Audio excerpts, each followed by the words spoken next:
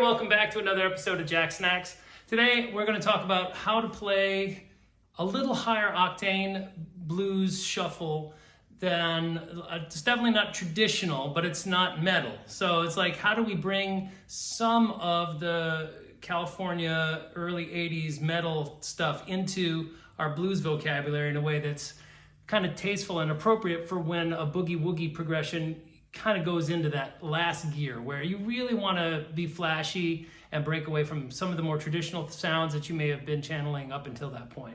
So this is kind of where Billy Gibbons leaves off, but Eddie Van Halen has yet to really appear and play I'm the One at warp speed. So, all right, stay tuned, and hopefully you guys can dig, where I'm coming from with this kind of stuff, all right?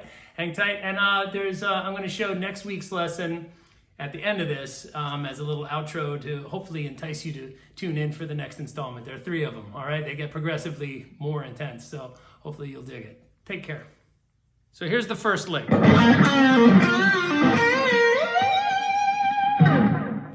So add a G minor pentatonic, starts on the B flat note on the G string, 3rd fret. Okay. This lick relies on kind of this pull off, hammer on, and then very quickly picking again.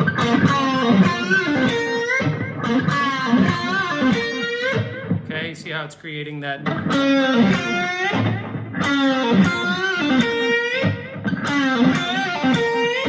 Okay, and you really want to hammer down on these pick strokes, okay? A lot of palm muting.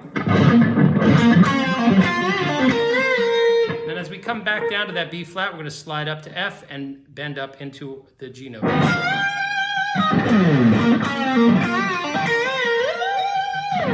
So we're bending up 1 fret, over with the middle, and then quickly up towards G from F.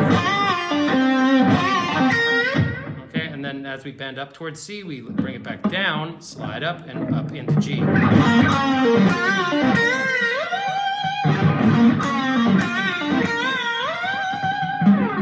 Okay, let's hear it with the loop. 1, 2, 3, 4.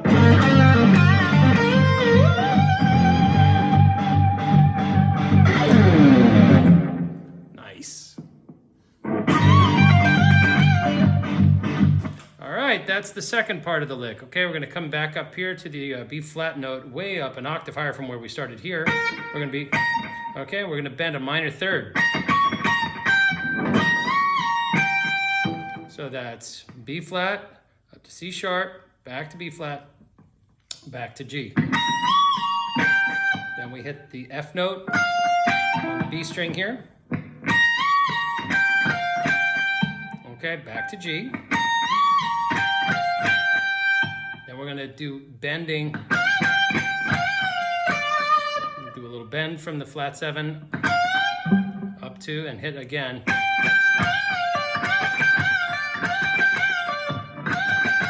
Or you can come under if you want to alternate pick.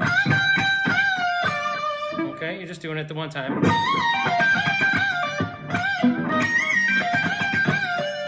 Okay, and I want you to end here on this D note.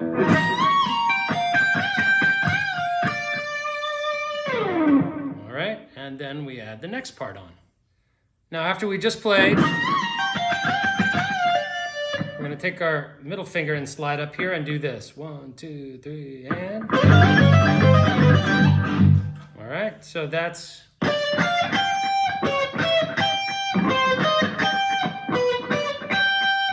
Now those notes are the same as the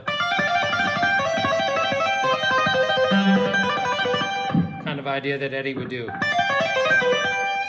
So that's what we're doing. But we're we're picking through that instead of doing the tapping, okay? If you want to tap it, go for it. So I'm doing that starting at the D note on the G string at the, what is that, the 19th fret. Okay, so down, down, up is my picking pattern. All right, and I just do it one time. Then I change to this position, okay? It's gonna look like an A7 arpeggio. Okay, so it's gonna have the C sharp, E, and G. So this G is gonna stay constant.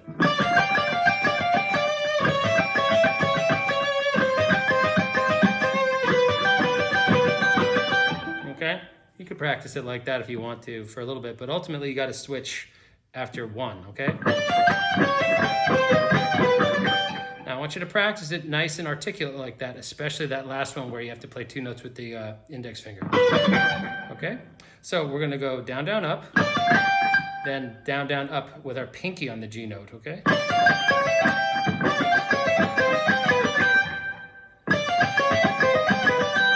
Okay, and that last one I'm going down, down, down. I think I'm going down, down, down.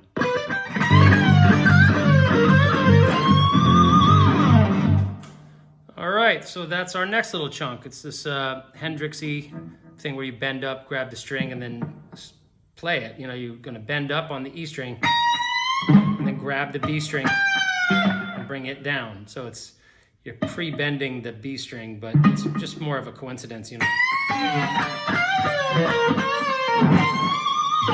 It's gonna sound kind of edgy if you cheese it up, but I kind of like that too. I may have been more a little too hygienic with my execution in the thing. I kind of like it with a little teeth in there, but I'm doing an upstroke. All right, the last thing I played before this B flat note was 3 downstrokes. So it's very easy to come up with an upstroke. Okay, and we're bending up from B flat to C. And then as it's bending, the strings kind of get bunched up underneath my ring finger, and to help get the B string even further guaranteed, I hit the B rather than with a downstroke. I hit it with kind of an upstroke pushing down, not pulling away. Like a lot of my upstrokes go like that. This one I kind of push the string down a little bit to ensure that it wraps underneath my ring finger while I'm playing this stuff.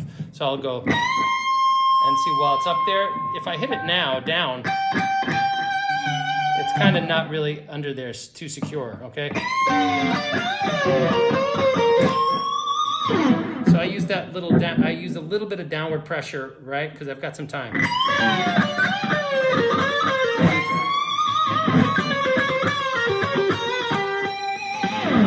And that sets me up for this next little lick. So we're gonna do the trick on the E string.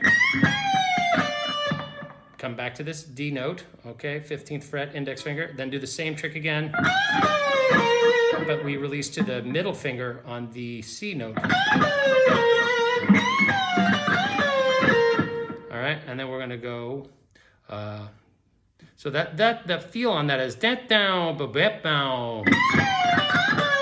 right? Kind of fast. Those two are up front, they're kind of swung together. Then after that, it's halftime triplet. Dun, two, three, da, da, da, right? So then we're gonna bend up from C to D, nice and slow. Like that to build some tension. Yeah.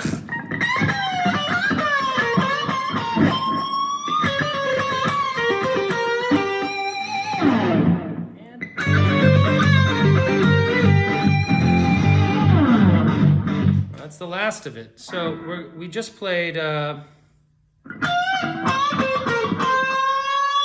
we kind of bent up from the 4 up towards the 5, and we're taking our time, I hope. And then just as we pass this note, we're gonna come here to the flat 5 on the B string.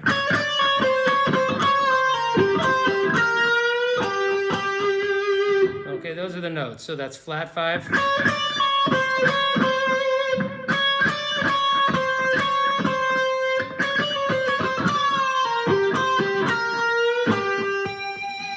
And the way I get that is just tapping 12th fret. This is 12 frets above that G. Happens to be over this second run of pole pieces on this guitar. This is a 24 fret Jackson, just conveniently. That's a nice visual cue, but.